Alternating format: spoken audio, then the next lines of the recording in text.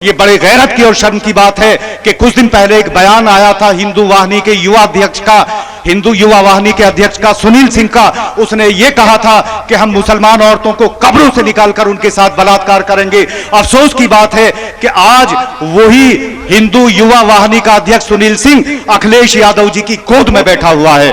आपको फैसला करना है। हमारे अलहाज शौकत साहब जो हमारे कमांडर और कैप्टन है उत्तर प्रदेश के, इंशाअल्लाह इनकी क़यादत में ये इलेक्शन लड़ा जाएगा और इन फाशिस्ट, इन दोहरे चेहरे रखने वाले लोगों को, इन फिक्र परस्त लोगों को। अरे मैं एक बात आपसे ही पूछना चाहता हूं आखिर में कि क्या आजम खान से ज्यादा बड़ी शख्सियत आप समाजवादी पार्टी में पैदा कर देंगे? उनके साथ क्या हुआ? तो भाइयों, बस ये अलीगढ़ की सरजमीन पर आप सब लोग बहुत एजुकेटेड हैं, पढ़े लिखे हैं। यही अपनी बात मैं अपनी खत्म करता हूं इस शेर के साथ राहत इंदौरी के कि लगेगी आग तो आएंगे घर कई जद में, यहां पे सिर्फ हमारा मकान थोड़ी है। लगेगी आग तो आएंगे घर कई जद में, यहां पे सिर्फ हमारा मकान थोड़ी है और हमारा खून है शामिल यहां की मिट्टी में, किसी के बाप का हिंदुस्तान थोड़ी है। बिस्मिल्लाहिर्रहमानिर्रहीम, नहमदुहु नुसल्ली अला रसूलिहिल करीम। मैं हिंदुस्तान की 1857 की आज़ादी में सबसे पहले इनकलाब बर्पा करने वाली सरजमीन, क्रांतिकारी सरजमीन मेरठ से आपकी खिदमत में हाजिर हुआ हूं और बैरिस्टर असदुद्दीन ओवैसी के और अलहाज शौकत साहब जो हमारे कमांडर हैं, हमारे प्रदेश अध्यक्ष हैं और जिनकी रहनुमाई और क़यादत में उत्तर प्रदेश का ये मजलिस इत्तेहादुल मुस्लिमीन का ये काफिला दिन पर दिन रवां दवां है और इंशाअल्लाह अलहाज शौकत साहब की क़यादत में अब 2022 में फरवरी में होने वाले विधानसभा के इलेक्शन में हमारी मजलिस इत्तेहादुल मुस्लिमीन एक बहुत बड़ा इनकलाबी रोल अदा करने वाली है, एक तूफान मचाने वाली है। तो वो यहाँ अलहाज हमारे प्रदेश अध्यक्ष मौजूद हैं, तो मैं अपनी बात को यहाँ से शुरू करता हूँ कि खुदा ने आज तक उस कौम की हालत नहीं बदली, न हो जिसको ख्याल खुद अपनी हालत के बदलने का। और अल्लामा इकबाल ने 80 साल पहले ये बात कही थी कि न समझोगे तो मिट जाओगे ए हिंदुस्तान वालों, तुम्हारी दास्तां तक भी न होगी दास्तानों में।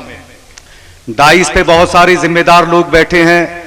अलहाज शौकत साहब के अलावा हमारे डॉक्टर मेहताब चौहान साहब जो पश्चिमी उत्तर प्रदेश के हमारे प्रभारी हैं और हमारे मजलिस इत्तेहादुल मुस्लिमीन के एक बहुत बड़े नुमाया चेहरा मेरे बड़े भाई पवन अंबेडकर साहब, सरजमीने शाहीन बाग दिल्ली से आसिफ चौधरी नंबरदार जो बहुत सारे साथियों के साथ यहाँ हाजिर हुए हैं, और मेरे छोटे भाई अब्दुल कादिर और फरहान जुबैरी साहब। तो मैं सबसे इजाजत लेके अपनी बात को मैं शुरू करता हूँ। ये सरजमीन अलीगढ़ बड़ी तारीखी सरजमीन है और ये किस लिए तारीखी सरजमीन है, मैं यहां से अपनी बात को शुरू करता हूं कि 1857 की लड़ाई में यहां अलीगढ़ में 4-5 बहुत बड़ी शख्सियतें पैदा हुई। उनमें सर फहरिस्त सबसे पहला नाम आता है हजरत मौलाना नसीमुल्लाह अकोलवी साहब का, जिन्होंने इसी अलीगढ़ में अंग्रेजों के खिलाफ मोर्चा लेकर के और अंग्रेजों के खिलाफ 1857 की अपने मुल्क को आजाद कराने की लड़ाई लड़ी। मैं इन नौजवान नस्लों को बताना चाहता हूं, तारीख को पढ़ने की जरूरत है, इतिहास को पढ़ने की जरूरत है। इसके अलावा इस सरजमीन अलीगढ़ में एक बहुत बड़ी शख्सियत पैदा हुई, हजरत मौलाना जलील साहब, जिन्होंने हजरत मौलाना नसीमुल्लाह अकोलवी साहब के बाद साथ साथ उन्होंने अंग्रेजों के खिलाफ यहां इस सरजमीन अलीगढ़ में जिहाद किया।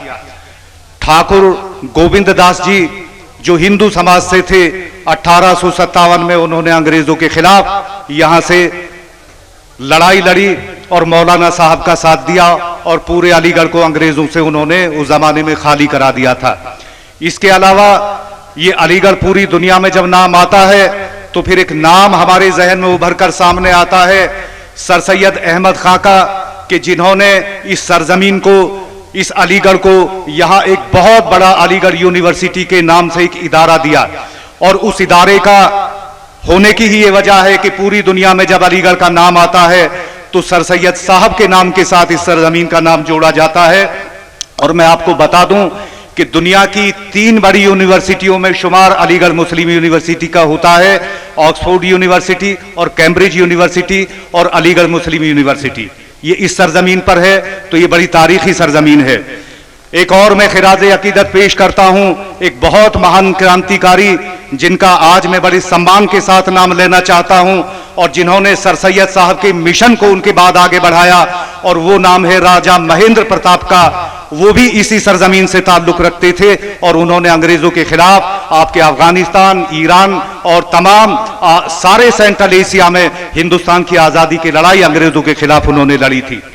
तो भाइयों, अलीगढ़ की सरजमीन को सलाम करते हुए यहाँ के इन महापुरुषों को खिराजे अकीदत और श्रद्धांजलि पेश करते हुए अब मैं आगे बढ़ के अपनी बात ये कहता हूं कि अभी सरजमीन अलीगढ़ के आप सब मौजूद लोगों को बहुत गौर से सुनने की बात है। मैंने हिंदुस्तान की तारीख में 2 शख्सियतों के बारे में पढ़ा और उन 2 शख्सियतों के बारे में ये रिजल्ट निकल करके सामने आया कि 2 शख्सियत हिंदुस्तान की तारीख में ऐसे ही पैदा हुई कि जिन्होंने अपनी एजुकेशन के जरिए, अपने इल्म के जरिए और अपनी खिदमत के जरिए पूरी दुनिया में अपना नाम रोशन किया, हिंदुस्तान का नाम रोशन किया, और उन्होंने अपनी तालीम और अपनी एजुकेशन के जरिए अपना एक इज्जत पूरी दुनिया को के सामने अपनी एक इज्जत उन्होंने बनाई। वो पहला नाम सबसे पहला हिंदुस्तान की तारीख में हमारे सामने नाम आता है बाबा साहेब डॉक्टर भीमराव अंबेडकर साहब का, कि जिन्होंने 16 डिग्रियां लेकर के अपनी तालीम हासिल की और लंदन से उन्होंने बैरिस्ट्री की डिग्री हासिल की। उसके बाद वो यहाँ हिंदुस्तान में आए। हिंदुस्तान में आने के बाद उन्होंने यहाँ के दलितों की खिदमतें की, उन्होंने यहाँ के मुसलमानों की खिदमतें की, और उस वक्त 1947 के जब हालात यहाँ पर थे, अंग्रेज हिंदुस्तान छोड़ करके चला गया था, तो बड़े अजीबो गरीब हालात थे। तो बाबा साहब ने 3 नारे हिंदुस्तान के आवाम को दिए। उनका पहला नारा था कि शिक्षित बनो, यानी तालीम हासिल करो। उनका दूसरा नारा था कि संगठित रहो, यानी इत्तेहाद कायम करो। और उनका तीसरा नारा था कि शिक्षित बनो, संघर्ष करो और आगे बढ़ो। और प्यारे भाइयों, बाबा साहब ने अपनी काबिलियत के दम पर उस वक्त हिंदुस्तान में आजाद होने के बाद जब यह सवाल पैदा हुआ कि हमारे मुल्क का एक आईन होना चाहिए, एक संविधान होना चाहिए, कॉन्स्टिट्यूशन होना चाहिए इस मुल्क को अंग्रेजों के बाद चलाने के लिए, तो अब सवाल पैदा हुआ कि इतनी बड़ी वो काबिल शख्सियत कौन है कि जो भारत का एक अच्छा संविधान लिखे। तो तब बाबा साहेब डॉक्टर भीमराव अंबेडकर की तरफ सबकी नजरें गई, ये जिम्मेदारी उनको सौंपी गई और उन्होंने 5 देशों के संविधान का अध्ययन करके भारत के संविधान का उन्होंने निर्माण किया। और आज यही वो संविधान है जो यहाँ की अक़लियतों को, यहाँ के शोषित वंचित समाज के लोगों को, यहाँ के हिंदू और मुसलमानों को आजादी देता है और अपनी बात कहने का अधिकार देता है। उसके बाद फिर तारीख में एक और शख्सियत पैदा होती है और वो दूसरी शख्सियत का नाम है बैरिस्टर जनाब असदुद्दीन ओवैसी साहब, जिन्होंने अपने इल्म के जरिए, जिन्होंने अपनी तालीम के जरिए, अपनी एजुकेशन के जरिए, अपनी कौम की हमदर्दी के जरिए आज पूरी दुनिया में उन्होंने तमाम दुनिया के लोगों की नजरें अपनी तरफ को खींची है। वो वक्त था जब बाबा साहब ने संविधान बनाया, आज ये वक्त है जब संविधान को बचाने की बात हो रही है। और मैं आपको बता दूं कि आप दिसंबर 2019 का वो वक्त याद कीजिए कि पार्लियामेंट में जब एनआरसी का बिल पेश किया गया था और वहां हमारे मुल्क के वजीर आजम जनाब नरेंद्र मोदी साहब भी मौजूद थे और हमारे मुल्क के वजीर दाखिला जनाब अमित शाह ने वो एनआरसी का वो बिल पेश किया था। उसका बिल का मतलब ये था कि हिंदुस्तान में यहाँ के अक़लियत के लोगों को, यहाँ के मुसलमानों को रहने की तब इजाजत दी जाएगी जब उनको यहां अपनी शहरियत साबित करने का मौका होगा। तो उस तारीखी पल को याद कीजिए आप कि उस वक्त हमारे बैरिस्टर साहब भी वहां पार्लियामेंट में मौजूद थे, वहां तमाम पार्टियों के लोकसभा सांसद, राज्यसभा सांसद, नुमाइंदे वहां मौजूद थे। किसी पार्टी के किसी भी मुस्लिम सांसद और लीडर को बोलने की जुर्रत और ताकत नहीं हुई। बैरिस्टर साहब उठे और उन्होंने पार्लियामेंट में हमारे वजीर आजम से आंख मिलाते हुए, हमारे वजीर दाखिला अमित शाह से आंख मिलाते हुए कहा, और उन्होंने कहा कि यह बिल काला कानून है, मुसलमानों के खिलाफ इस मुल्क में एक साजिश है, और हिंदुस्तान में इस बिल की मुखालफत करने के लिए मैं सबसे पहले इस बिल को मैं फाड़ के फेंकता हूं।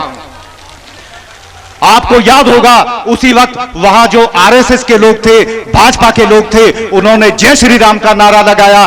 पार्लियामेंट में किसी मजहब की बात नहीं की जाती है, किसी फिरके की बात नहीं की जाती है। जब उन्होंने जय श्री राम का नारा लगाया और हिंदुस्तान की संसद को पहली बार शर्मिंदा किया, तो तब यही असदुद्दीन ओवैसी, हमारे शेर यही थे पार्लियामेंट में, जिन्होंने वहां खड़े होकर के अल्लाहू अकबर का नारा लगाया।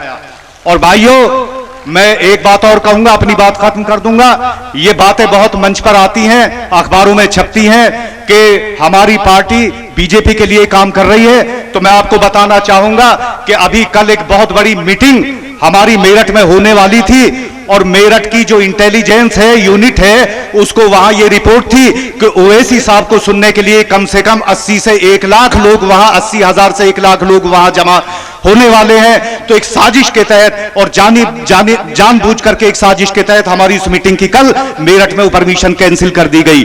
तो भाइयों, अगर हमारी पार्टी का बीजेपी से कोई लेना देना होता तो क्या कल मेरठ में हमारी इस सभा को, हमारी इस इंकलाबी मीटिंग को कैंसिल किया जाता? और एक बात मैं और बताऊं, बहुत सारे लोग ये सवाल करते हैं, मीडिया वाले भी पूछते हैं कि आपकी पार्टी वोट काटने का काम कर रही है। ये बात कह के मैं बात अपनी खत्म कर दूंगा।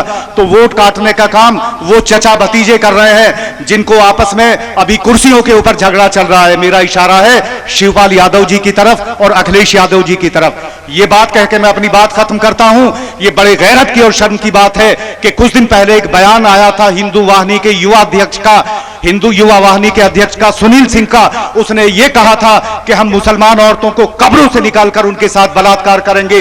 अफसोस की बात है कि आज वही हिंदू युवा वाहिनी का अध्यक्ष सुनील सिंह अखिलेश यादव जी की गोद में बैठा हुआ है। आपको फैसला करना है।